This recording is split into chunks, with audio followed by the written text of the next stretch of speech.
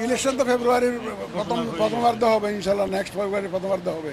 First of all তো বিশৃঙ্খলা করার সুযোগই তো থাকবে না, বিশৃঙ্খলা করতে দেওয়া হবে না, ইজ নাম্বার ওয়ান। আর এমনি ইচ্ছা করলো কেউ একটা গোলমাল করলো আর ইলেকশন কনস্টিটিউয়েন্সি ক্যান্সেল করে দেন, এমন তো না। এটা প্রপার তদন্ত হবে, তো প্রপার তদন্ত হবে। যদি দেখা যায় যে আসলে ক্যান্সেল করার মতো, তাইলে না হবে। তবে বিশৃঙ্খলা সৃষ্টি করার কোনো সুযোগ ইনশাল্লাহ এবার দেওয়া হবে।